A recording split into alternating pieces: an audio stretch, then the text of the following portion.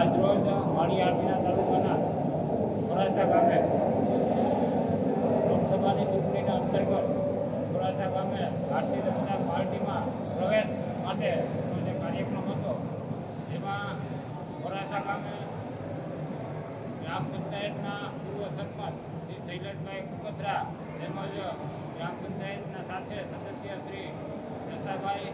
ચુડાસમાની આખી ટીમ સાથે ભારતીય જનતા પાર્ટીમાં પ્રવેશ માટેનો આજનો કાર્યક્રમ હતો. તે કાયમી માટે કોંગ્રેસ છોડી અને ભાજપમાં એના સમર્થકો સાથે અંદાજિત 400થી 450 કાર્યકર્તાઓ ભાજપમાં પ્રવેશ કરેલો છે, જેમાં ઉપસ્થિત આ વિસ્તારના સાંસદ અને હાલના લોકસભાના ઉમેદવાર રાજેશભાઈ ચુડાસમાની ઉપસ્થિતિમાં આ કાર્યક્રમ યોજાયો. મોટી સંખ્યામાં એના શૈલેષભાઈ અને દશાભાઈના સમર્થકો સાથે ભાજપમાં ખેસ પહેરી અને પ્રવેશ કરેલો છે. મોરાસા ગ્રામ પંચાયતનો માજી સરપંચ અને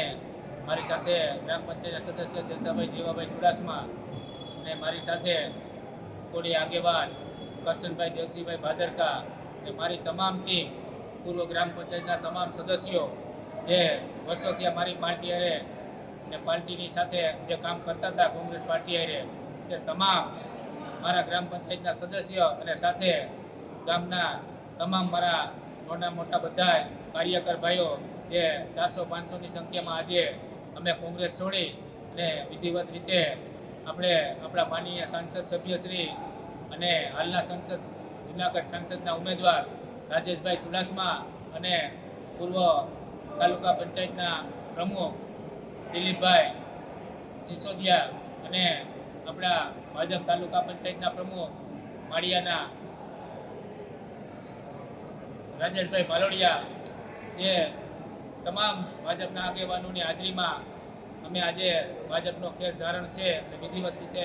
અમે બધાએ 400-500 કાર્યકર સાથે આજે ભાજપમાં પ્રવેશ લીધેલ છે.